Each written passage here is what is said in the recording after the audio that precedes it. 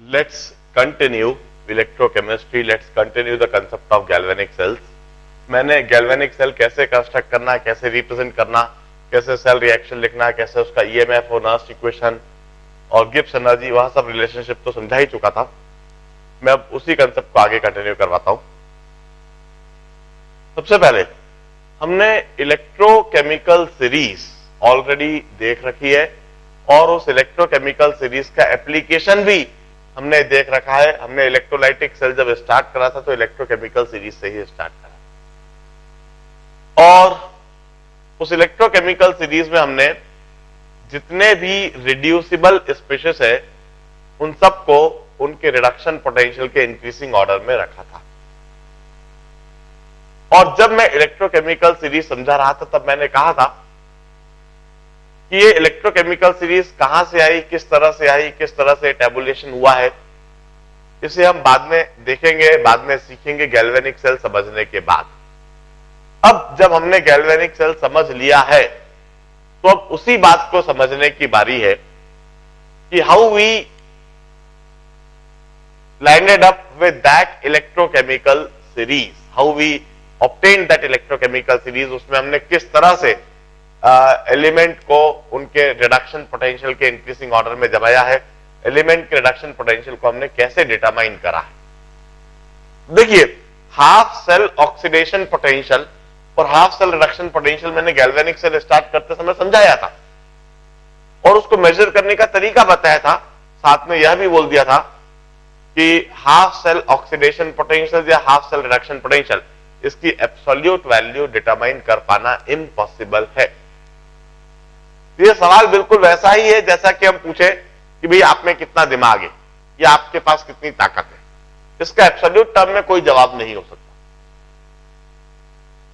मगर इस सवाल का जवाब रिलेटिव टर्म्स में दिया जा सकता है। हाफ सेल ऑक्सीडेशन पोटेंशियल या फिर हाफ सेल रिडक्शन पोटेंशियल की रिलेटिव टर्म्स में वैल्यू डिटरमाइन की जा सकती है। हम एक रेफरेंस डिफाइन कर सकते हैं और उस रेफरेंस के रेस्पेक्ट में हम हाफ सेल ऑक्सीडेशन पोटेंशियल और half cell reduction potential determine कर सकते हैं। आज के लेक्चर में सबसे पहले मैं वह रेफरेंस ही डिफाइन करूंगा और फिर उस रेफरेंस के रेस्पेक्ट में ऑक्सीडाइजेबल स्पीशीज का ऑक्सीडेशन पोटेंशियल और रिड्यूसिबल स्पीशीज का रिडक्शन पोटेंशियल डिटरमाइन करना सिखाऊंगा। And the reference is standard hydrogen half cell, standard hydrogen half cell. मैं स्टैंडर्ड हाइड्रोजन हाफ सेल की कंडीशन बताता हूं। We take a beaker and we fill the beaker with 1 molar HCl। हम एक beaker लेंगे और इसे 1 मोलर HCl से फिल कर देंगे। HCl सॉल्यूशन 1 मोलर लेने के बाद इसमें प्लेटिनम पैलेडियम मेटल की बनी हुई एक इलेक्ट्रोड डिप कर दी जाएगी। Platinum palladium, it's an alloy. Platinum palladium metal alloy की बनी हुई यह एक मेटल रॉड, एक रॉड है जो इसके अंदर डिप करी हुई है। प्लेटिनम पैलेडियम की एक खास प्रॉपर्टी होती है, it absorb hydrogen over its surface. Platinum palladium metal अपने सरफेस के ऊपर हाइड्रोजन को एब्सॉर्ब कर लेता है।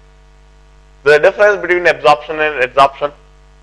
फॉर एग्जांपल, यदि मैं एक स्पंज लूं और उस स्पंज को पानी के अंदर डिप कर दूं, then water molecule would be found all over the volume of that sponge. That phenomena is termed as absorption. Absorption पूरे वॉल्यूम में होता है।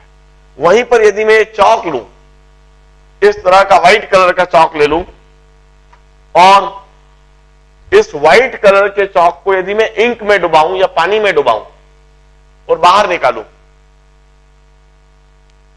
will find water molecules or ink molecules only over its surface.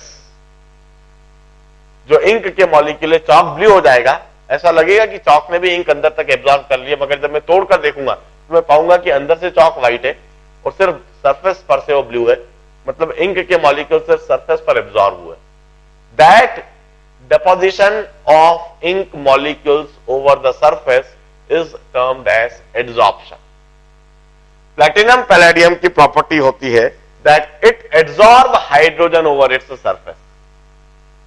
इस platinum palladium alloy के चारों तरफ इस तरह का एक सेटअप रखें,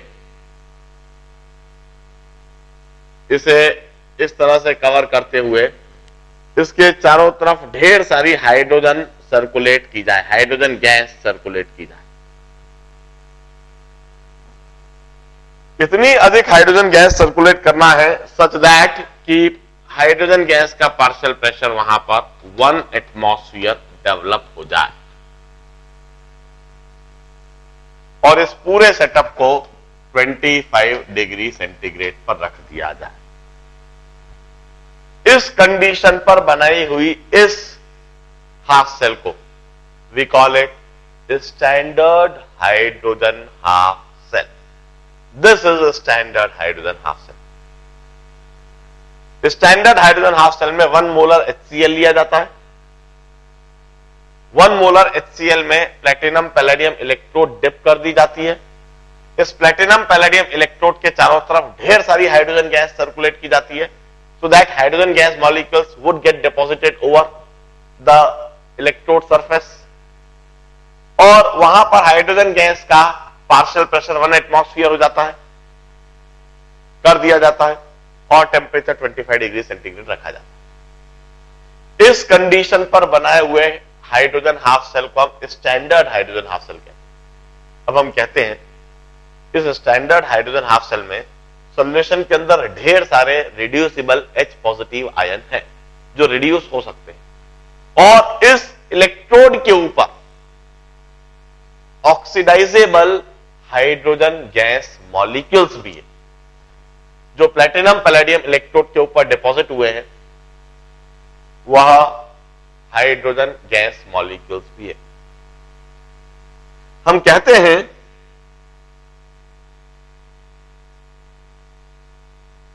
इलेक्ट्रोड के ऊपर जो हाइड्रोजन गैस डिपॉजिटेड है उस हाइड्रोजन गैस की टेंडेंसी होगी ऑक्सीडाइज होने की। उस हाइड्रोजन गैस के मॉलिक्यूल्स ऐसा चाहेंगे कि वह H पॉजिटिव आयन बन के सॉल्यूशन के अंदर चले जाएं और इलेक्ट्रॉन्स को उस इलेक्ट्रोड पर ही छोड़ दें। हाइड्रोजन की इस टेंडेंसी को हम ऑक्सीडेशन पोटेंशियल ऑफ हाइड्रोजन कहेंगे, standard oxidation potential of hydrogen कहेंगे and will denote it like this E naught of H2 to H positive. This is standard oxidation potential of hydrogen. Standard condition है इसलिए H not. इसी तरह से हम कहते हैं सॉल्यूशन के अंदर जो H पॉजिटिव आयन है उन H पॉजिटिव आयन की भी टेंडेंसी होगी कि उन्हें कहीं से इलेक्ट्रॉन मिल जाए, वहां पर प्लैटिनम पैलेडियम इलेक्ट्रोड के ऊपर सरफेस इलेक्ट्रॉन है, उनसे इलेक्ट्रॉन मिल जाए और वह हाइड्रोजन गैस बन के इस तरह से मेटल के ऊपर रिड्यूस हो जाए। H पॉजिटिव आयन की इस टेंडेंसी को हम कहेंगे standard reduction potential of H positive ion. हम कहते हैं हाइड्रोजन की कुछ ऑक्सीडाइज होने की टेंडेंसी हो सकती है, H पॉजिटिव आयन की कुछ रिड्यूस होने की टेंडेंसी हो सकती है, मगर स्टैंडर्ड हाइड्रोजन हाफ सेल में इन दोनों पोटेंशियल्स को हम जीरो असाइन कर देते हैं। Oxidation potential of hydrogen as well as reduction potential of hydrogen. Is assigned to be 0। इन दोनों पोटेंशियल्स को हम 0 असाइन कर देते हैं। It's assigned value to make it a reference, to make it a standard reference। इसे एक standard reference बनाने के लिए इसकी वैल्यू हम 0 असाइन कर देते हैं। और इस स्टैंडर्ड हाइड्रोजन हाफ सेल को हम ऐसे डिनोट करते हैं, platinum palladium hydrogen at 1 atmosphere and H positive at 1 molar। इस तरह से हम इस हाफ सेल को डिनोट करते हैं। हमने स्टैंडर्ड हाइड्रोजन हाफ सेल को एक रेफरेंस बना दिया। अब हम इस रेफरेंस के रेस्पेक्ट में किसी भी हाफ सेल का ऑक्सीडेशन और रिडक्शन पोटेंशियल डिटरमाइन कर सकते हैं। मैं दोबारा बात को बता दूं, जैसे यह जिंक हाफ सेल बनाता हूं,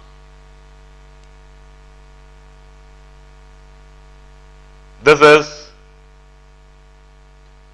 aqueous zinc sulphate solution dipped with zinc electrode. यह एक्वस जिंक सल्फेट सॉल्यूशन है और इसमें zinc electrode dipped. Now this is we call it zinc half cell. इसे हमने जिंक हाफ सेल कहा था और हम कहते थे कि इस जिंक हाफ सेल में जिंक एटम की कुछ ऑक्सीडाइज होने की भी टेंडेंसी होगी और जिंक आयन की कुछ रिड्यूस होने की भी टेंडेंसी होगी, मगर जिंक एटम की ऑक्सीडाइज होने की टेंडेंसी, उसकी एब्सोल्यूट वैल्यू हम डिटरमाइन नहीं कर सकते, एब्सोल्यूट वैल्यू हम बता ही नहीं सकते। और जिंक आयन के रिड्यूस होने की जो टेंडेंसी है, जो उसका रिडक्शन पोटेंशियल है, उसकी एब्सोल्यूट वैल्यू भी हम कभी नहीं बता सकते। मगर किसी रेफरेंस के रेस्पेक्ट में, किसी स्टैंडर्ड रेफरेंस के रेस्पेक्ट में जिंक का ऑक्सीडेशन पोटेंशियल बताया जा सकता है, जिंक आयन का रिडक्शन पोटेंशियल बताया जा सकता है। वही स्टैंडर्ड रेफरेंस के रूप में हम स्टैंडर्ड हाइड्रोजन हाफ सेल का इस्तेमाल करेंगे। हम सबसे पहले क्या करते हैं, इस जिंक के सामने स्टैंडर्ड हाइड्रोजन हाफ सेल रख देते हैं। 1 molar HCl dipped with platinum palladium electrode,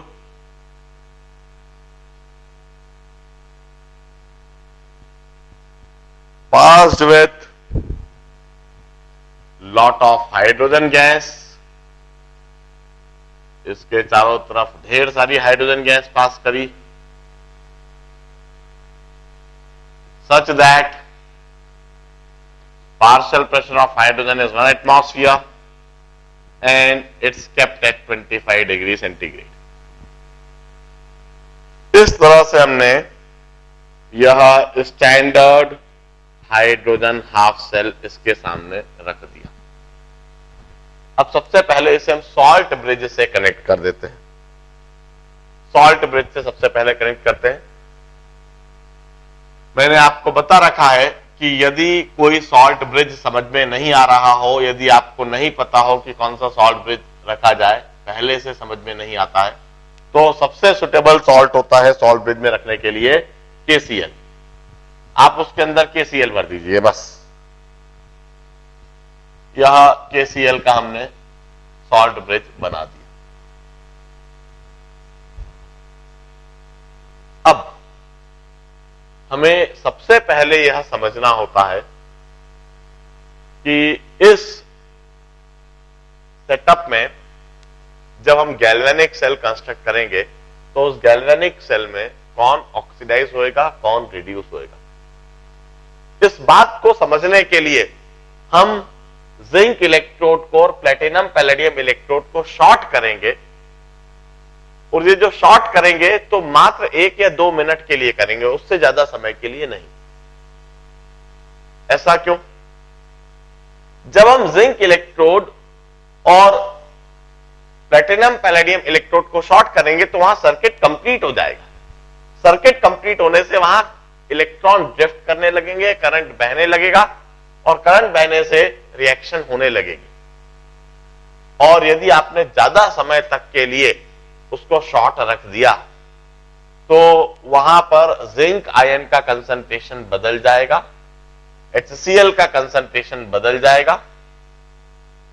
ऐसी कंडीशन में वो जो हाइड्रोजन हाफ सेल है वो स्टैंडर्ड रह ही नहीं जाएगा। स्टैंडर्ड हाइड्रोजन हाफ सेल के लिए HCl का कंसंट्रेशन 1 मोलर होना चाहिए और आपको जिस कंडीशन पर जिंक हाफ सेल का पोटेंशियल निकालना है वो कंडीशन भी बदल जाएगी।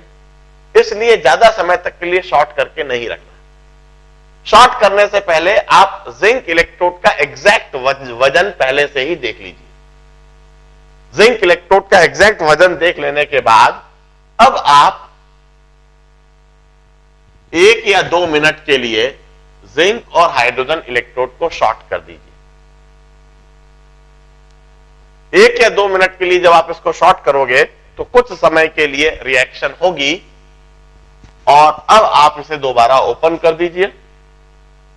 दोबारा ओपन करने के बाद अब आप देखिए कि जिंक इलेक्ट्रोड का वजन बढ़ा है या घटा है।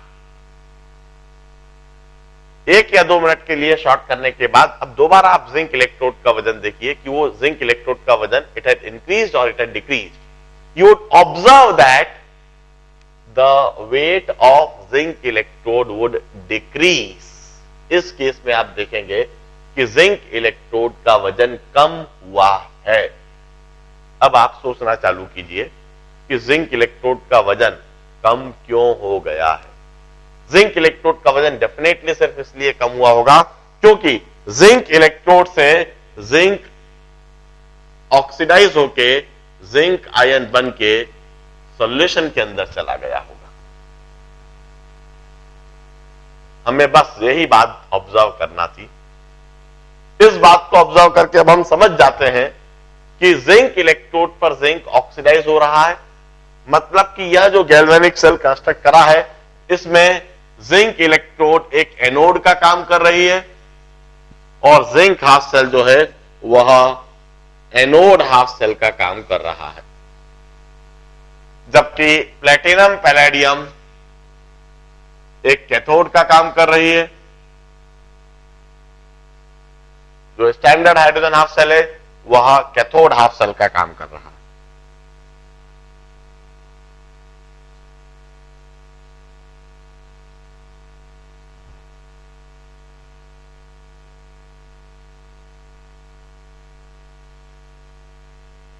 अब इस बात से हमें सेल में होने वाली रिएक्शन भी समझ में आ जाती है।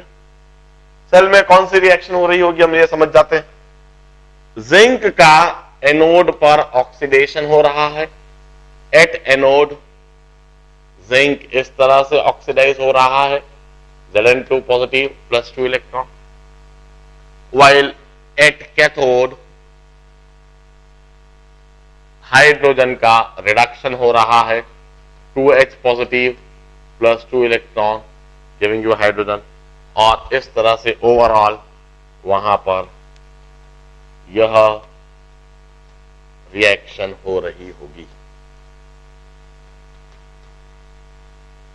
हमें गैल्वेनिक सेल में होने वाली रिएक्शन समझ में आ गई। अब यह जो गैल्वेनिक सेल हमने बनाया, इस गैल्वेनिक सेल का हम ईएमएफ मेजर कर सकते हैं बड़ी आसानी से। इसका ईएमएफ मेजर करना कोई बड़ी बात नहीं है, सिर्फ एक आइडियल वोल्ट मीटर इधर कनेक्ट कर दिया जाए, उस आइडियल वोल्ट मीटर की जो भी कुछ रीडिंग होगी वही इस गैल्वेनिक सेल का ईएमएफ होगा। अब हम गैल्वेनिक सेल के ईएमएफ की वह डेफिनेशन लिख देते हैं। EMF of any galvanic cell is oxidation potential of anode plus reduction potential of cathode. EMF of cell की जगह V, it's oxidation potential of anode, oxidation potential of anode, anode पर zinc है, तो zinc का oxidation potential plus reduction potential of cathode, cathode पर hydrogen है तो hydrogen का रिडक्शन पोटेंशियल, मगर वह स्टैंडर्ड हाइड्रोजन है और स्टैंडर्ड हाइड्रोजन का रिडक्शन पोटेंशियल इस तरह से लिखा जाएगा, एनोड पर जिंक ऑक्सीडाइज हो रहा है इसलिए जिंक का ऑक्सीडेशन पोटेंशियल, कैथोड पर H पॉजिटिव आयन रिड्यूस हो रहा है इसलिए H पॉजिटिव आयन का reduction potential, H positive ion standard condition पर रिड्यूस हो रहा है इसलिए स्टैंडर्ड रिडक्शन पोटेंशियल। एक और डेफिनेशन हमने लिख रखी है, oxidation potential of anode minus oxidation potential of cathode, oxidation potential of anode minus oxidation potential of cathode, cathode पर हाइड्रोजन है तो standard oxidation potential of hydrogen. एक और डेफिनेशन हमने लिख रखी है, reduction potential of cathode minus reduction potential of anode, तो रिडक्शन पोटेंशियल ऑफ कैथोड कैसे लिखूंगा, कैथोड हाइड्रोजन है तो standard reduction potential of hydrogen minus reduction potential of anode, anode पर जिंक तो reduction potential of zinc ion. हमने EMF of cell के लिए यह डेफिनेशन अप्लाई कर दी।